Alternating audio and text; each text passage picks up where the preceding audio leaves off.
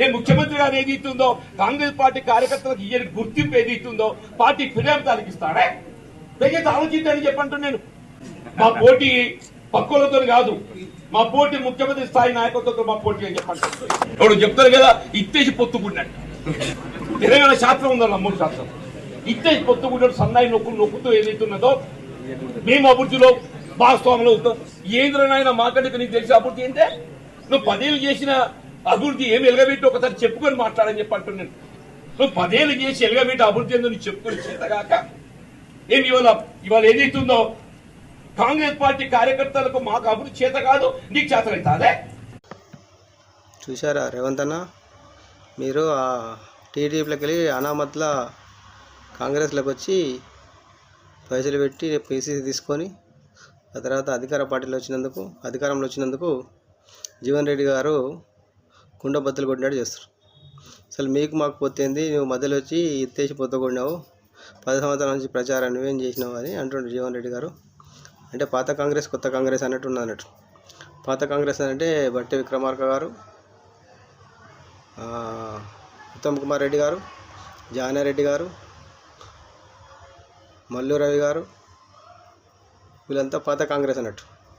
మీరంతా ఇంపార్టెంట్ అంటే టీడీపీ నుంచి వచ్చి మీది ఒక బ్యాచ్ మీదే నడుస్తుందని చెప్పి ఆయన అక్కసు వెళ్ళగలుగుతుండు. అది అసంతృప్తిగా దారితీసింది. సో కాంగ్రెస్ పార్టీలో కూడా 2 గ్రూపులు అయ్యేటట్టుంది, ఉద్యమకారులు ఒక గ్రూపు, ఇంకో గ్రూప్ అన్నట్టు. ఈ విధంగా కాంగ్రెస్ పరిపాలన ఒకరి మీద ఒకరు వేసుకోవడం, ఒకరి మీద ఒకరు అబాండాలు వేసుకోవడం, డైవర్స్ పాలిటిక్స్ చేయడం, కాంగ్రెస్లో అంతర్గత కలహాలు మామూలుగానే ఉంటాయి, ఇదేం కొత్త కాదు అని ప్రజలకు చెప్పి మభ్యపెట్టి తమ యొక్క పరిపాలన కొనసాగిస్తారు. కానీ ప్రజలు అన్నీ గమనిస్తూనే ఉన్నారు.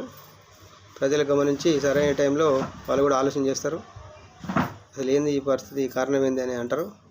సో కాబట్టి అసలు నిజమైన కాంగ్రెస్ వాళ్ళకి న్యాయం జరగాల్సి ఉండే, వీరంతా బాధపడుతున్నారు.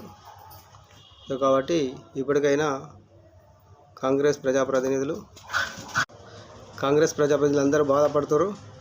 సో కాబట్టి రేవంత్ అన్న గారికి ఈ సమాచారం చేరాలని, అదేవిధంగా పాత కాంగ్రెస్ కార్యకర్తలు కూడా అసంతృప్తి చెందకుండా మీరు కూడా మీ వర్గాలను కూడా జట్టు కట్టుకొని మీరు కావాల్సింది కూడా మీరు చేసుకోవాలి.